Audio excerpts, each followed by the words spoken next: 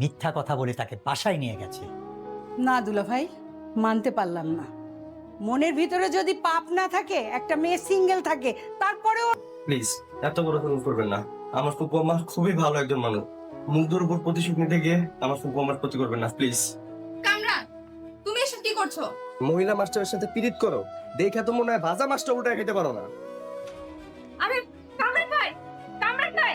ভাবুন তো একবার, মিথ্যে মামলার জালে নিরীহ মানুষগুলো জেলের অন্ধকারে ধুকে ধুকে মরছে, আর বাইরে তাদেরই আপনজনেরা প্রপার্টির লোভে মেতে উঠেছে এক ভয়ঙ্কর খেলায়। হ্যাঁ, এমনই দম বন্ধ করা পরিস্থিতির সৃষ্টি হয়েছে সত্যের মৃত্যু নিয়ে নাটকের ৯০তম পর্বে। সুরাইয়া আর কামরানের জঘন্য ষড়যন্ত্রের কাছে কি এবে হার মানবে মুগ্ধ আর সালাউদ্দিনের পরিবার? আস্ত একটা বাড়ি আর ১ কোটি টাকার বিনিময়ে কি আজ বিক্রি হয়ে যাবে সত্য? নাকি শেষ মুহূর্তে এমন কোনো মিরাকল ঘটবে যা পুরো হিসেব পাল্টে দেবে? চলুন আজ সেই উত্তর খুঁজি। এবারের পর্বে দেখেছি চরম অমানবিক দৃশ্য।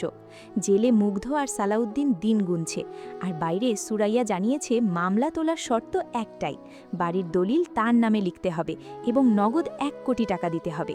মানুষের লোভ কতটা নিচে নামলে এমন ব্ল্যাকমেল করতে পারে তা তাকে না দেখলে অবিশ্বাস্য।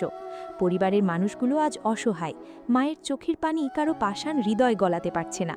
অন্যদিকে ভুয়া দলিলের জাল শক্ত করছে আলাউদ্দিনরা। তবে কি সত্য চাপা পড়বে? লিপির প্রতিবাদ কি কোনো কাজে আসবে? আমার ধারণা আগামী পর্বে বিশাল টার্নিং পয়েন্ট আসবে।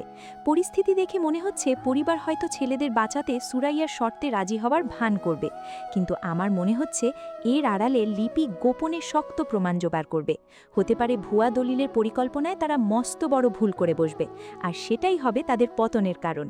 সম্ভবত শেষ মুহূর্তে অপ্রত্যাশিত কেউ সাহায্য নিয়ে এগিয়ে আসবে। আপনাদের কি মনে হয়, সুরাইয়া কি সত্যিই বাড়িটা পাবে, নাকি নিজের পাতা ফাঁদেই সে আটকা পড়বে? আপনাদের মূল্যবান মতামত অবশ্যই কমেন্টে জানান। ভিডিওটি ভালো লাগলে লাইক দিন, চ্যানেলটি সাবস্ক্রাইব করে বেল আইকনটি অন রাখুন। ধন্যবাদ সবাইকে।